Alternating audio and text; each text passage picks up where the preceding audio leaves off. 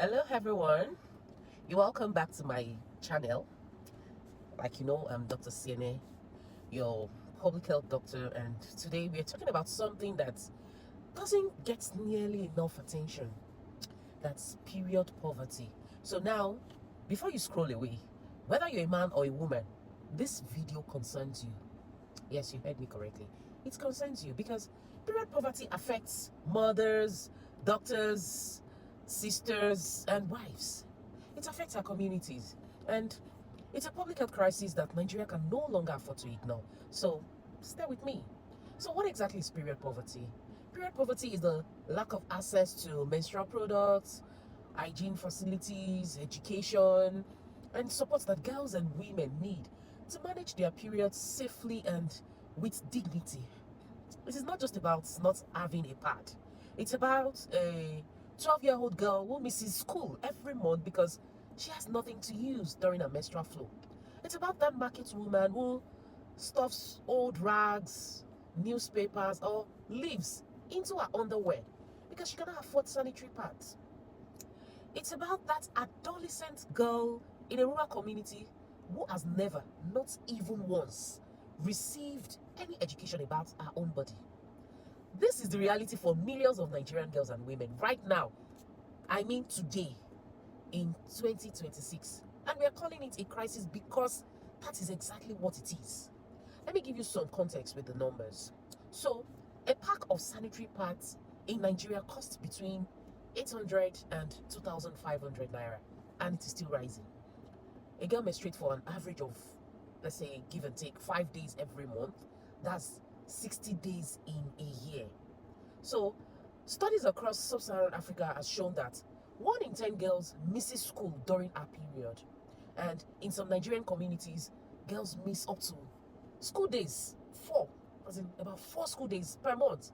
That's nearly like half a term per year is lost simply because of their period. Girls won't miss school. They consistently fall behind. Some of them drop out, and some of them lose opportunities, and the cycle of poverty deepens. This is not a woman issue. This is a human rights issue. This is a development issue. This is a public health issue. Now, as a public health doctor, let me tell you what period poverty does to the body.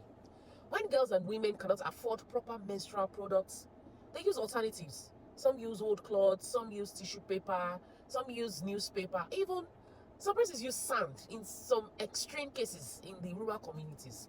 Do you know the consequences? There's risk of reproductive tract infections, introducing unclean materials. It will create a breeding ground for bacteria. Some may be at risk of toxic shock syndrome because when you, from leaving makeshift materials in place for too long, it's also a breeding space for those organisms that are implicated in TSS. Also, they're at risk of psychological trauma, the shame, the embarrassment, the anxiety of managing your period without proper support. It takes a serious mental health toll. A lot of them are at risk of school absenteeism, and this most times leads to dropouts, which has long-term consequences for a girl child, for a girl's health, literacy, economic independence, and life outcome in the long run. And also, some of them are at risk of anemia, some that already have poor nutrition and heavy periods without proper care. They have greater risk. Period poverty does not just affect a girl for 5 days in a month, it affects her entire life trajectory. But the good news is people are waking up to this crisis. Some countries have already taken bold steps, like in Scotland. Scotland actually became the very first country in the world to make period products a free commodity for all, as far back year 2022. Another country, Kenya, Uganda, they have programs that provide free sanitary pads in public schools. Here in Nigeria, the advocacy is growing, and programs like the one I mentioned in my previous video about period smart program that I'm trying to convey, it will be initiated right here in Rivers State at the grassroots level, and it will help to provide reusable sanitary pads and menstrual health education to adolescent girls in underserved communities. But we need more. We need government policy that will treat menstrual health as a public health priority. We need schools with functional toilets, running water, menstrual periods. We need health workers, that are trained to discuss menstrual health without attributing it with shame. We need communities that will stop treating periods as taboo, or the mention of menstruation or periods as a taboo. We need funding for grassroots menstrual health programs like the one I mentioned initially, that's the Period Smart program. The change is possible, but it requires all of us. So, what can you do? Because I know someone watching this wants to help. Donate a pack of pads to a girl in your community who cannot afford it.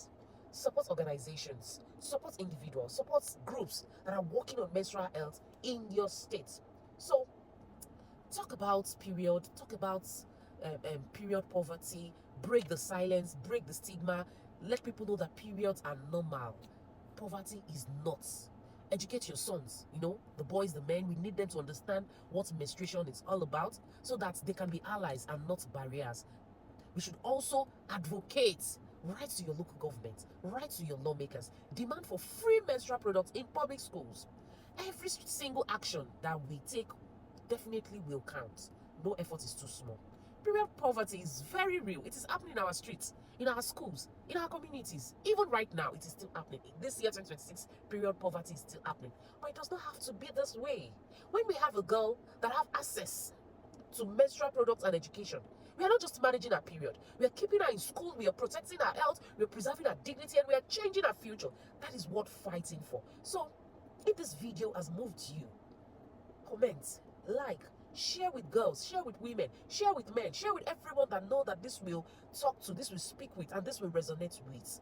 Also, if you have not subscribed to my channel, kindly do, so that you will be notified when another video comes up. I am Dr. Seni, and I'll see you in my next video. Bye.